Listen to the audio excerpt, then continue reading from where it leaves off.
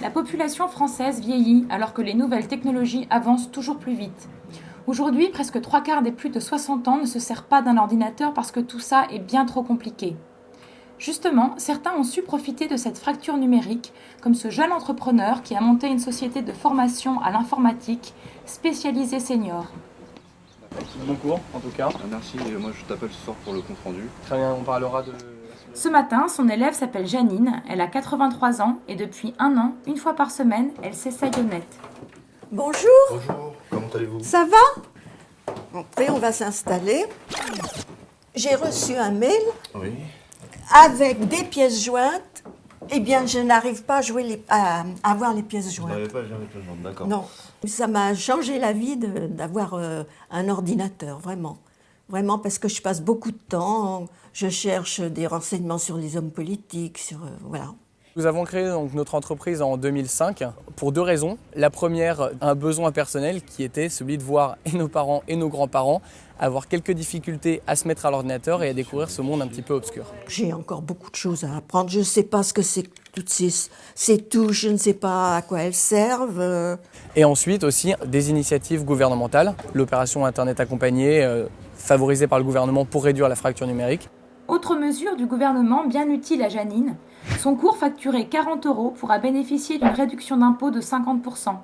Et c'est loin d'être la seule raison qui pousse les seniors à s'initier aux joies de l'informatique. Les motivations d'une personne pour se mettre à l'informatique sont 1, de pouvoir communiquer avec son entourage, tout ce qui est courrier électronique, 2, de pouvoir se renseigner sur tout, puisque Internet c'est une mine d'or, et 3, pour pouvoir profiter des médias modernes. J'ai des disques enregistrés et j'arrive pas à avoir la musique.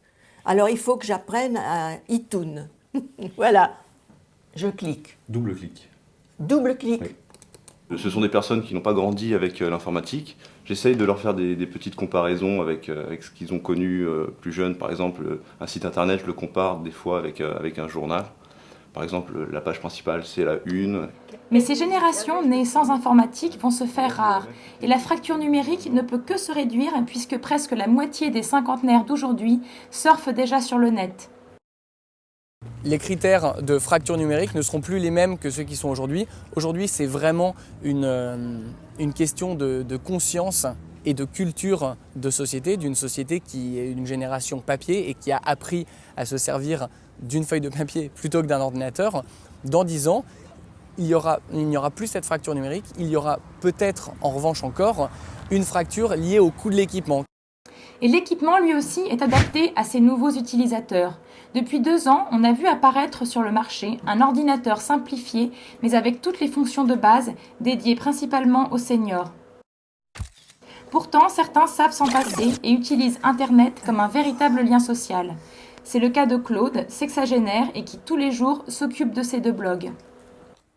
Je pense que tous les vieux devraient bloguer parce que quand vous vieillissez, votre monde se rétrécit. Vous ne pouvez pas faire les choses que vous faisiez quand vous étiez jeune, vous n'allez plus au travail, vous avez une vie sociale qui existe mais qui est réduite. Et donc le blog, même pour des gens qui sont immobilisés, ils peuvent faire ça de chez eux. Vous voyez, et ça élargit leur monde. Le monde numérique est décidément bénéfique et les seniors apprentis informaticiens ont encore de beaux jours devant eux.